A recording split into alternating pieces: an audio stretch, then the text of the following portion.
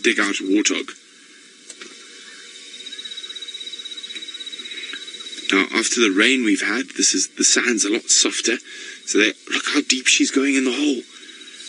Look at that, look at that. Just her bottom showing. There might be piglets in there. Now, these are the 3 mothers from the Black Rock Pride. Now, of course, warthogs have multiple bolt holes. So there's actually females on, if we go a bit to the right there, Seb, on another hole as well. Oh, my hat's in the way. You can see they're digging in. Now, guys, I'm going to apologize. I'm going to have to move the car quickly so I can make sure I have comms with Final Control. Which all it means is I'm not going to disturb the lions. I got a bit of breakup from Rebecca saying she's going to stick with us.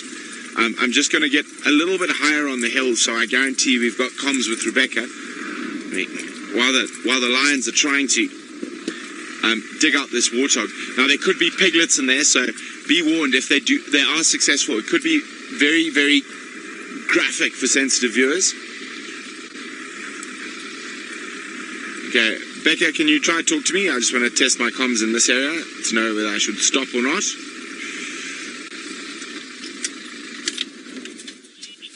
Okay, I can hear it's quite broken, but I can still hear her enough to survive. And you can see they've dug quite a lot already. So I think what happened is the lions...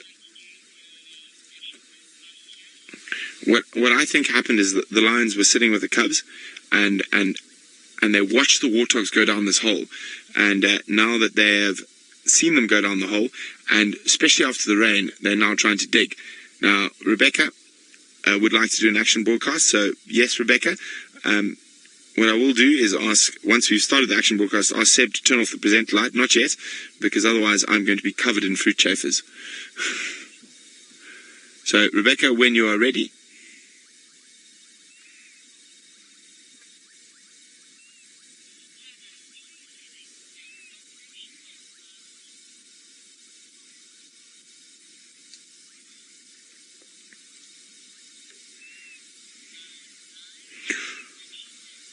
Welcome to everyone.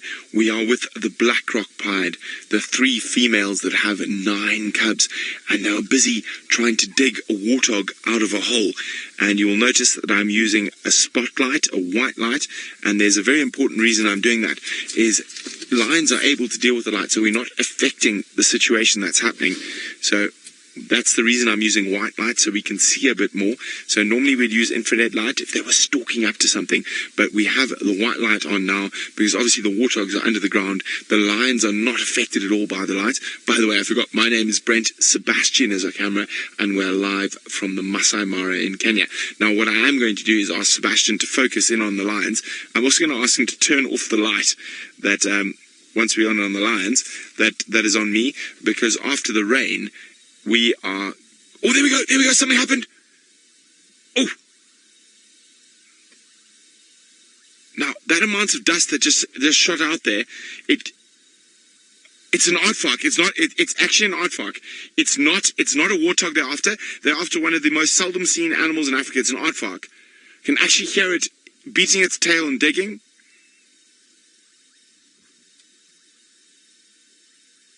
I might be wrong, but it sounds to me like there could be an aardvark down there.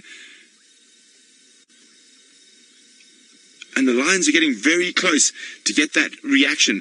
Now, if they go down the hole again, you'll actually notice that earth spews out. Something is digging, trying to dig down away from the lions at an absolute rate of knots.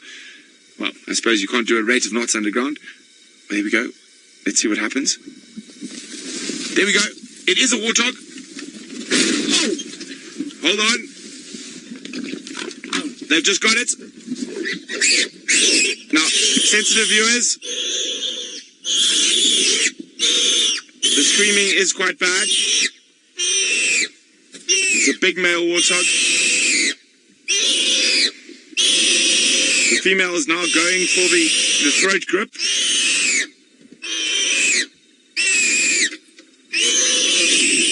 There we go. She's now got the throat. Now one of the reasons the predators go for that throat, I know the sound is really disturbing, is to try shut down that screaming so it doesn't attract unwanted lions or hyenas. I know for sensitive viewers this is very difficult, and a warthog screams are very, very, very hard to listen to, but fortunately it seems like the lioness has got hold of the esophagus and she is going to suffocate it now, and those terrible signs will stop.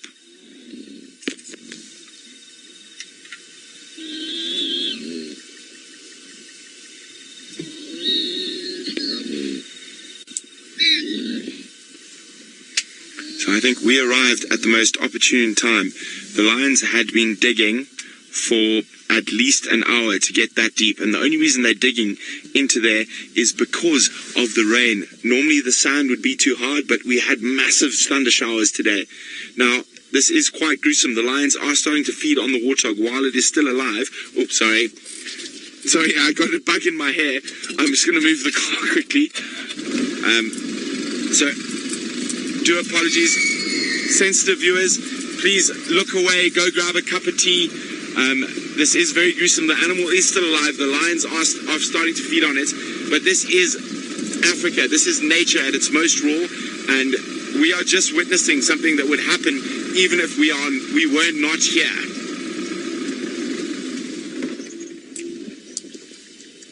Now, those screams might attract the male lions to the situation.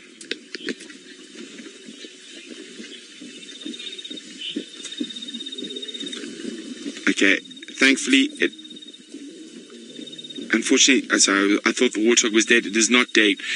But must realize this animal is in such a state of shock that it's probably not feeling anything. Obviously, it is still screaming in distress,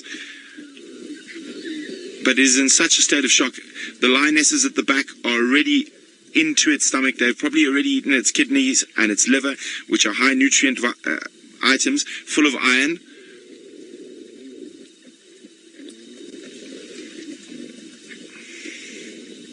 Here we go. I think it's not long. As I said, for sensitive viewers, this is very difficult. I do apologize, but this is what happens out here on a daily basis in Africa. Now, these 3 females have 9 little cubs that they have to feed and have to produce milk for. So this warthog will be an incredible source of nutrients for them to be able to feed their little cubs.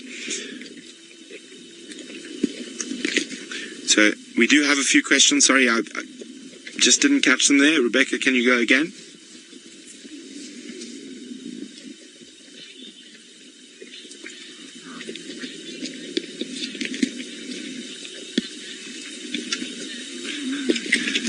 Esther would like to know, would they bite the throat in order for it not to suffer? Esther, unfortunately, lions do not have thoughts like that. They are instinctive beings.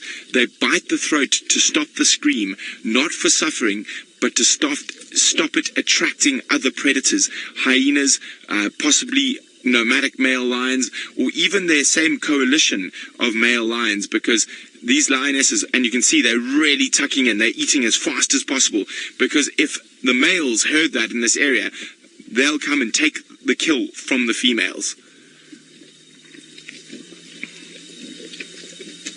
Now again, this is not for sensitive viewers. This is live from Kenya. This is live from the African bush. And this is lions, what they've been doing for the last 500,000 years. The animal is dead. It is not suffering anymore. And I don't think it's been suffering for quite some time due to the fact that it's been in shock. And there we go. So there's one female still holding on to the throat.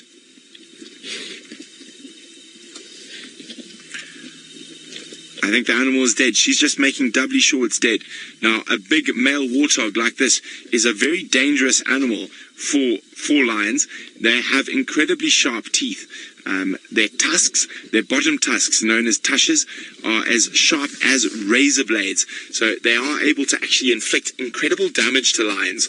So they have to be very careful when... Oh, lioness is looking up, and I said that screaming might attract male lions. Let me just have a quick look with the spotlights around. So far, luckily for the girls, no sign of male lions.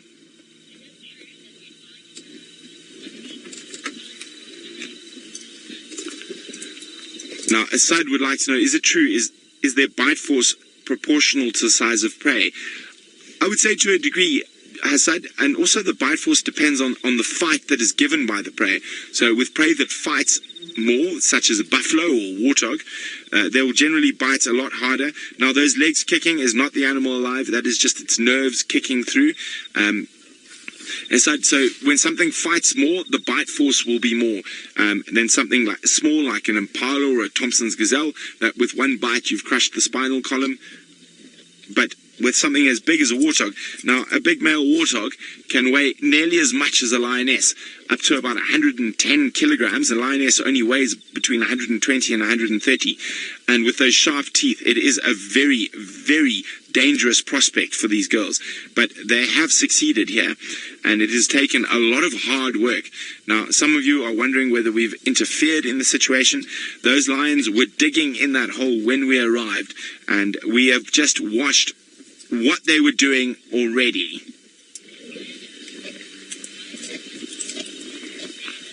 Gerda was wondering why was the one not eating. She was making sure it was dead. She's now 100% sure it's dead, and she is now licking, and she's about to start feeding. There we go, as she goes. Now, a lion's tongue is like really, really rough sandpaper. If it had to lick your arm, it would actually take the skin off. So what she was doing, and she's doing it again just in case, because a warthog is such a dangerous animal, she's trying to make sure that it is absolutely dead before she starts feeding. Now, as I said, it's quite a good meal for lions. It's over 200 pounds of meat. Taryn, this is a very interesting question, and I've been wondering the same thing myself, and Taryn is wondering, will they bring the cubs? Now, we are only probably 300 meters from where the cubs are, and they have 9 cubs. See, there we go. She's just worried the danger the warthog poses. She's going back onto the throat, even though I'm very sure it's very dead. So I'm going to apologize, Seb. I'm just going to put the spotlight where I can hold it more steady. Sure. There we go. How's that? Yeah. So now we're looking at those tusks. So you see the big tusks at the top. It's the bottom tusks that actually are the dangerous ones, because they rub against the top tusks and become incredibly sharp, almost like a razor blade. So there we go. She's now decided that this is very dead. She's going to start feeding. So now, it would have been any of the lionesses, if they had been the first on the dangerous part of the lion. Any 3 of them would have done exactly as she did and gone for that throat hold, while the others continued to feed from the back. And I know this sounds horrible, but lions have no idea about suffering and pain. They are instinctive animals. That meal is going to provide for their cubs, and they don't worry about the warthog's progeny or the warthog's life. This is life for them. Being able to feed on this animal will ensure that they are able to pass on their genetic line, because they're going to be able to produce milk for their cubs, and their cubs are very young, still under 3 months old, and there are 9 of them. Now, we might see some aggression between the lionesses shortly, because lions forget their manners when they're at dinner tables, and they will often beat each other up quite severely. And that's why when they're not eating, they have incredibly close social interactions with each other, and that's to affirm the pride bonds. So far, it's been quite civil between these 3 girls, but that could change in an absolute instant once the food gets a little bit smaller, or, as I say, there's a little bit less food to go around. Okay, what I'm going to do, Seb, let's go back to me quickly. I'm just going to reposition the car quickly. Now, the lionesses are looking, and that's why I want to just check with the spotlight. And that warthog squeals might have attracted the Black Rock boys, the two dominant males in this area. So they keep looking behind me, so I just want to use a spotlight to see if those males are coming in. And what I'm going to do is also use the headlight on the lions so we don't have as much jerky hand as I have. I hope that works for you, Sebastian. Yeah, how is that? Is that good? Yes, thank you. There we go. And this also gives me the ability to check around while you're looking at what the lions are doing to see if any of the males or other lions are potentially coming in. Now, it's very unlikely we're going to get any nomadic males near here because this is the core of the Black Rock's territory, and those Black Rock boys, the one-eyed bruiser and the beautiful dark-maned male, will protect this area more so than they will the peripheries of their territory, because they have these 3 females that have 9 little cubs that are carrying their genetic information to ensure that their legacy will last for a lot longer. Now, of course, those squirrels might also attract hyenas.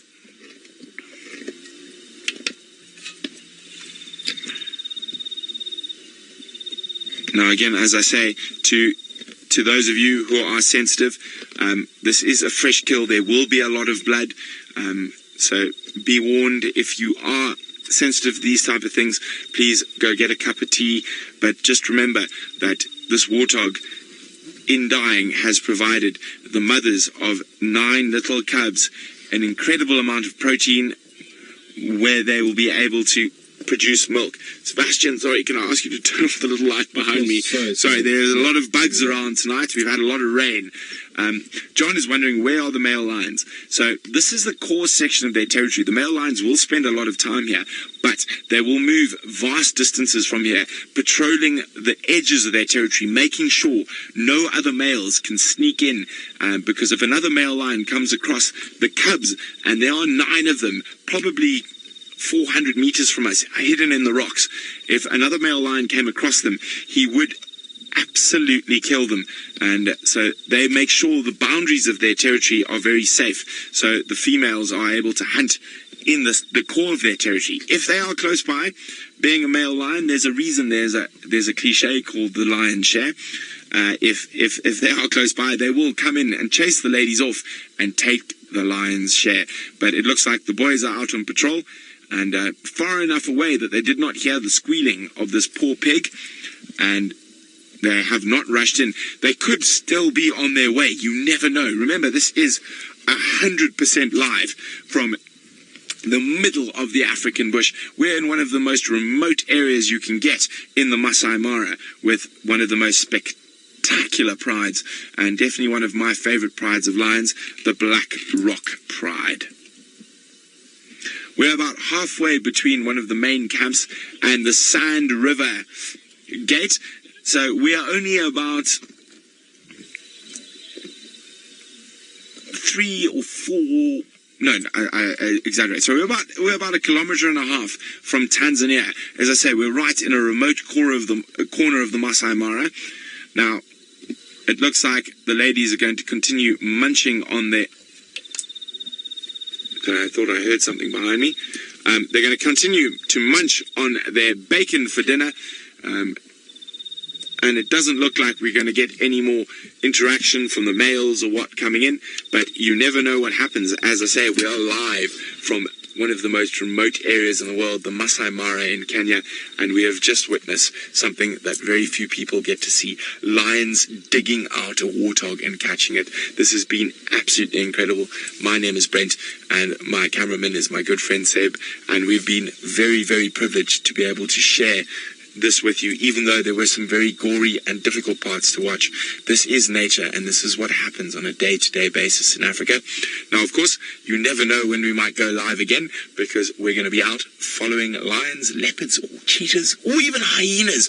Any fascinating things we come across in the African bush, keep an eye out for that go live notification, because you might see me again in a short little while.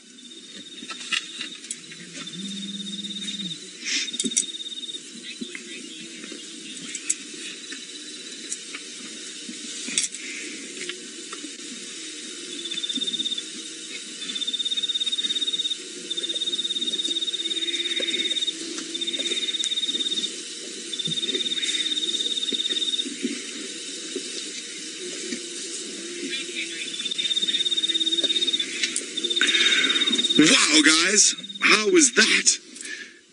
Wow. Now, I have seen lions dig warthog up quite a few times in my life, but normally I have to wait about 2.5 hours when I get there. We just happened to be here at the exact right time to see that. That was incredible. And of course, now, if I take my spotlight and ask Sebastian to show you, over there, oh, quickly across to Tristan, I'll tell you the story later.